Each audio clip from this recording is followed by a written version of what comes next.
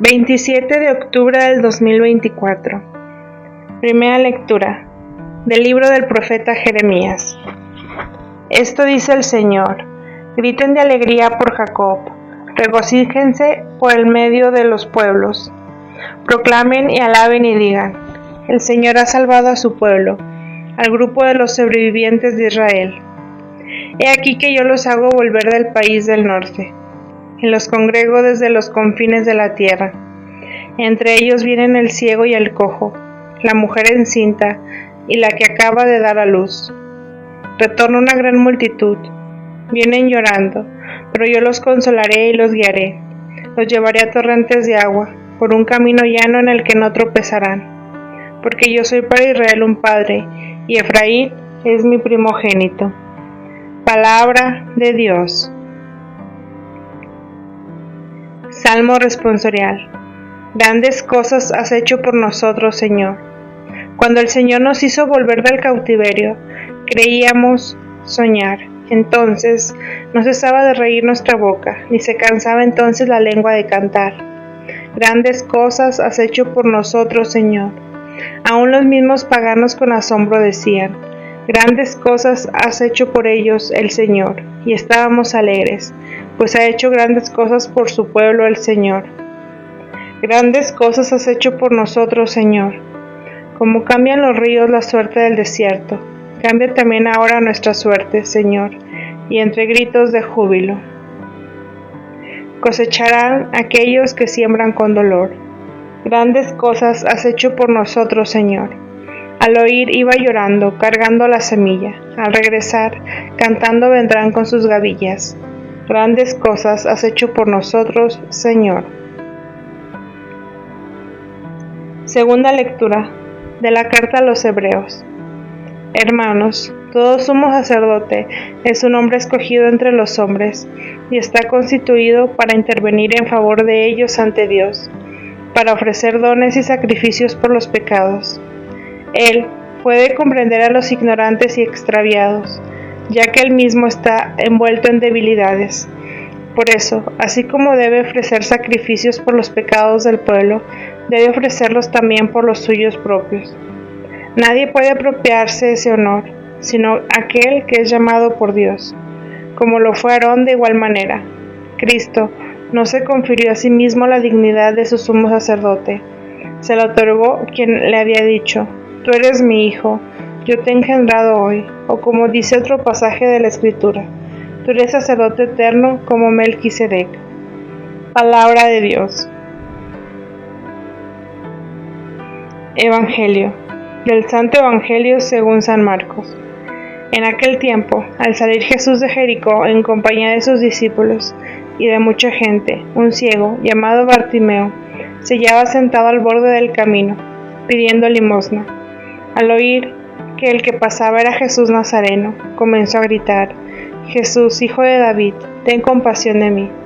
Muchos lo reprendían para que se callara, pero él seguía gritando todavía más fuerte: Hijo de David, ten compasión de mí.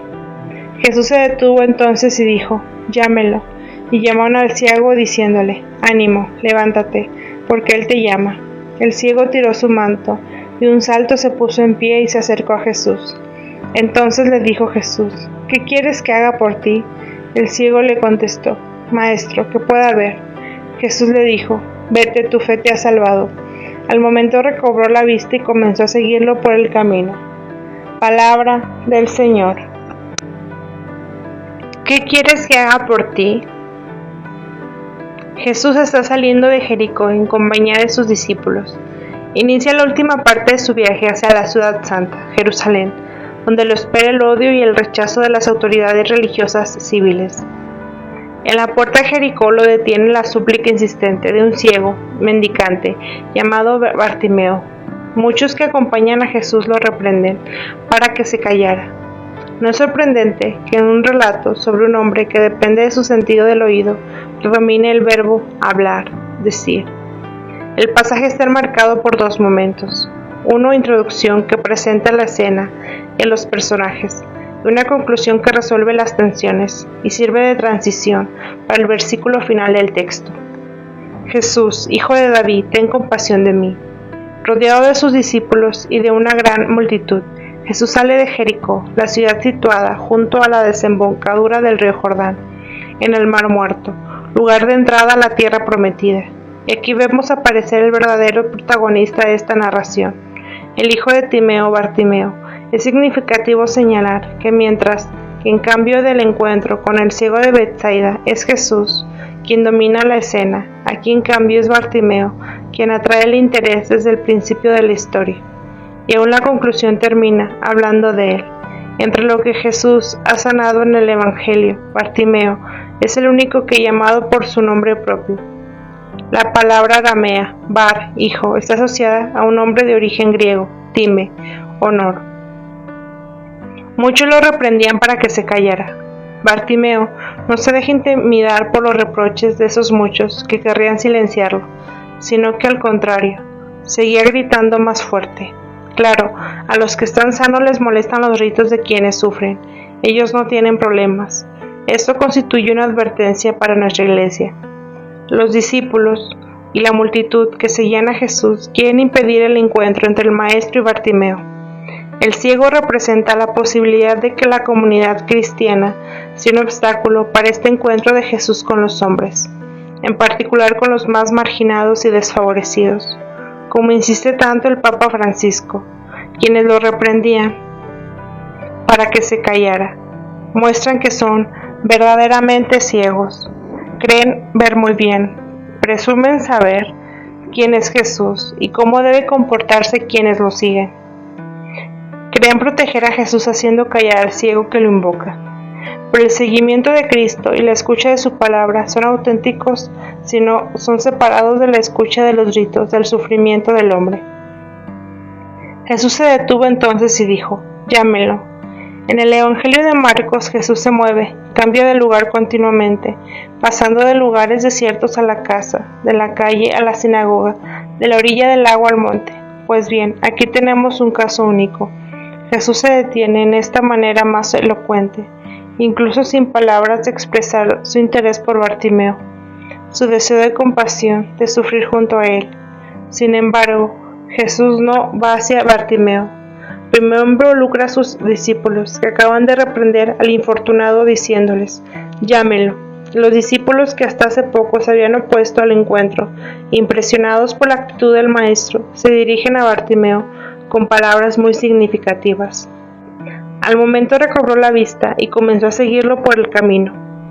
La curación se describe casi de paso, mediante el uso de una expresión temporal al momento, utilizada 42 veces por San Marcos, para testimoniar la urgencia escatológica que caracteriza la vida de Jesús y de quienes la comparten. San Marcos, en cambio, parece más interesado en resaltar las consecuencias de la curación, o mejor, de la salvación vivida gracias a la fe. En la vida de Bartimeo, Jesús le ha dicho: vete. Él, sin embargo, después del encuentro que cambió su vida para siempre, ya no puede estar separado de Jesús, por eso comenzó a seguirlo. Griten de alegría. Jeremías presenta el regreso de los exiliados a su patria como obra de Dios para este pequeño resto de Israel, que Él permaneció fiel. Para ellos, Dios se convierte en luz y guía. En el libro de la Consolación, lleno de esperanza para los judíos que regresan del exilio babilónico, el profeta, voz de Dios, invita al pueblo a un nuevo éxodo de todos, incluso de quienes parecen incapacitados por su condición, ciegos y cojos, mujeres embarazadas, etc. Dice la carta a los Hebreos: solo un verdadero sacerdote que reúne en su persona la debilidad del hombre y el poder renovador del Altísimo, Jesucristo, no tomó para sí la dignidad del sumo sacerdote de la humanidad, sino que la recibió del Padre.